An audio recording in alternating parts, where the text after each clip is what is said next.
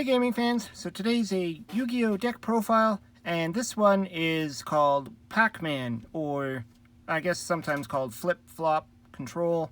So normally I'd be playing this in a GOAT format because this is kind of an old deck. I'm not sure if newer players are familiar with this build, and this is more for casual. I was actually asked by a fellow gamer named Harry on my Instagram if I could build a Pac-Man deck that's non-GOAT format, so basically for regular format. And I thought that would be interesting. Let's give it a shot. So this is the deck that I came up with. Like I said, this is more for casual, to play with your friends. I don't know if this would do well in a regular tournament. So let's get to the deck. So we got 3 Des Locuta. So this is, if you're not familiar with the Pac-Man style deck, pretty much what it means is you play these cards that will flip up and then flip face down every turn, and a lot of them will actually either, destroy a card or draw you a card or do some damage. So the Des Locuta, when it's flipped face up, you get to draw a card, and then you get to use its effect to flip it back down again. So every turn, as long as he remains on the field, you get to draw a card. Then we have 1 Swarm of Locusts. This is pretty much a spell and trap removal, so when you flip them face up, you can destroy 1 spell or trap on the field, and then you get to flip them face down again. Now keep in mind with this deck, it's a slow moving deck, so you're going to be attacking with a lot of low attack monsters, like Des Locuta is like 500, Swarm of Locusts is 1,000, but that's the way this deck is designed. It's meant to slow the duel down and casually attack your opponent when you can, not build up a big board and attack in one turn. So I threw in 1 Swarm of Locusts because it does have 1,000 attack, and just in case they do set something on the back row, you get to destroy it. Then we got 2 Stealth Birds.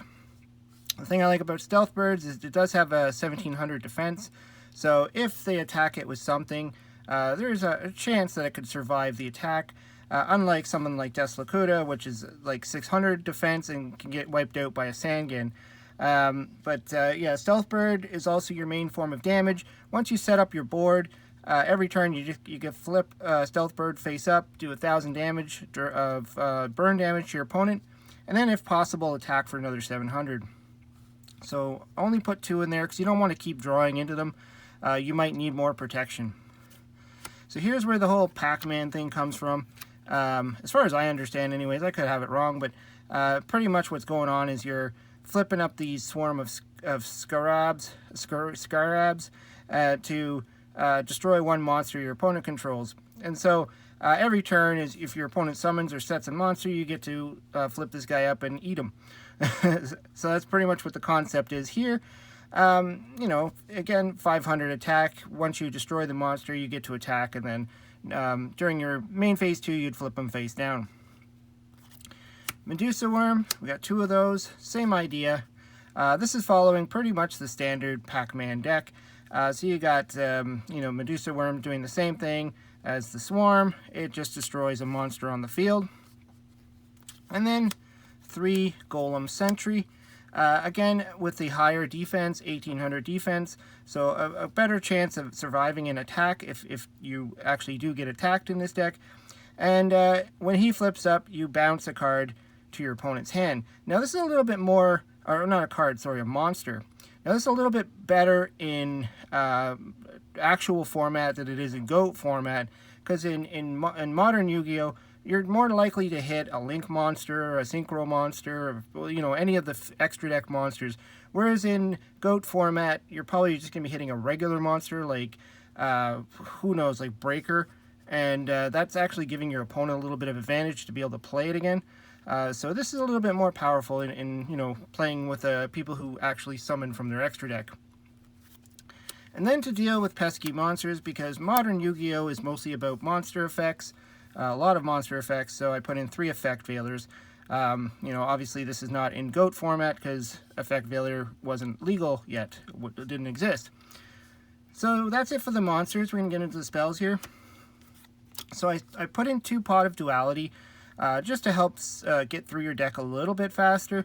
You get to reveal the top 3 cards, add 1 of them to your hand, and then you cannot special summon for the rest of this turn. But that's okay, because you'll never special summon in this build. You know, I didn't include an extra deck in this build. You can put one in here if you really want one. I just decided to go with the traditional style, where you're going to be using the cards that you have. And then we have 2 Pot of Desires, again, just to move through the deck a little bit faster. It does banish 10 cards, but you do play a lot, like 3 of the same cards or 2 of the same cards, so, you know, losing 10 cards isn't going to really hurt you. It's not really that kind of a combo deck. Then I put in 2 double summons, because we want to get these monsters on the field as fast as possible. And you get to actually do an additional summon and put 2 monsters down. And then you can, next turn, you could be popping 2 cards maybe. And then we have to protect ourselves from attacks. So Messenger of Peace. It'll stop any monster that's 1500 or more, which is great, because anything other than under 1500 is not going to get through some of your high defense monsters, and your chances are your opponent's not going to have a lot of monsters that are going to be that weak to start attacking your little guys. And then, because your opponent can set up a pretty big board or with some pretty threatening monsters that have bad effects, I put 3 Dark Ruler No More. Luckily this came out in the more recent structure deck. So that's another thing about this build, is it's a budget build. It's very cheap. I'm using a lot of commons and stuff. So this is, you negate the effects of all face-up monsters your opponent currently controls until the end of turn. And for the rest of this turn, your opponent takes no damage. And then neither player can activate monster effects in response to this card. So your opponent's not going to take any damage, but you still have your Locusts to draw some cards. Or, you know, you can destroy some of their monsters with some of your flip effects or bounce effects, you know, get rid of their stuff. If they put any of those nasty synchro monsters or link monsters, that will negate card effects. Then, to help add a little bit of speed to this deck, I put in Wave Motion Cannon. If your opponent is not playing a lot of spell and trap removal, they're going to be in trouble. So you put 1 or 2 of these things down, and it's pretty much created a timer for your opponent to get rid of them, or they're going to die, or to try and kill you before they go off. And if you don't know what this is, actually, it just, every turn, you pretty much add a counter to it until you want to, until you don't want to anymore, and then you remove all those counters and do like 1,000 damage for each one. So pretty good card. Monster Reborn, just because, you know, you can steal your opponent's monster. If they destroy one of yours, you can bring it back. You know, pretty standard card. Now for the traps, we have to deal with, you know, slowing your opponent down to our speed. So I put in Summon Limit. This was a hard choice, because I was thinking about it, like, Summon Limit will slow you down as well. So neither player can summon more than 2 times per turn. Now, the reason why I was thinking of this card is because you're never going to be using your extra deck. You're not going to be link summoning, and this stops shenanigans like that, because if they put 2 monsters down, they're not going to be able to link summon, they're not going to be able to XZ summon, they're not going to be able to synchro summon. You get the idea. The downside is it can affect you if you get 3 or 4 monsters on the field. You'll only be able to flip up 2 of them, because you are doing a flip summon, and I believe this stops that as well.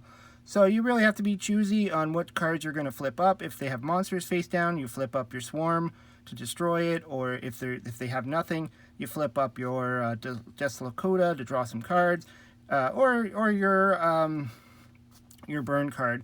Either way, you really have to work with this card, but I think it's going to damage your opponent and slow your opponent down and bring them down to your level more than it's going to damage you. Sorry, I'm just going to get that in there. And then, because I said we're dealing with monsters all the time, we have to deal with a lot of crazy effects. So I put in 3 Lost Win. So you target a face-up special summon monster on the field, negate its effects. Also, its original attack is half. If a monster is special summoned from your opponent's extra deck while this card is in your graveyard, you could set this card back to the field, but then banish it. So again, slowing down your opponent's monster effects, you know, just in case they have any built-in protection, or they're about to do something crazy. This will keep them, you know, slow them down a little bit. And then for the last 2 cards, Solemn Judgments. Just the say no to anything card. Just in case, you know, they are playing something that can destroy your whole field. You know, Lightning Storm or something, or Raigeki or whatever. Harpy's Feather Duster is a thing now, so, you know, at least you have 2 Solemns to deal with that. I was trying to think of a way to maybe put 3 Solemns, maybe take out a Lost Wind and put a 3rd Solemn in, just to make sure we protect that summon limit. Because once you get summon limit out, your opponent's going to have a hard time, because every time they have a monster on the field, chances are they're going to lose it on your turn, and it's going to be hard for them to crawl up to getting to what they need. Anyways, yeah, so that was my PACMAN deck, if you want to call it that, or flip-flop, any way you want to call this deck. This is just a little bit of a challenge for me, just to create a deck that, you know, was standard in the old days, and, you know, maybe could actually do something in today's format. Let me know what you think. Throw some comments down below. Thanks to Harry for suggesting this deck. This is fun. You know, trying to come up with decks all the time. I think I enjoy building decks more than I enjoy actually playing the game. But anyways, hope you liked the video. Hope you subscribe. Talk to you later.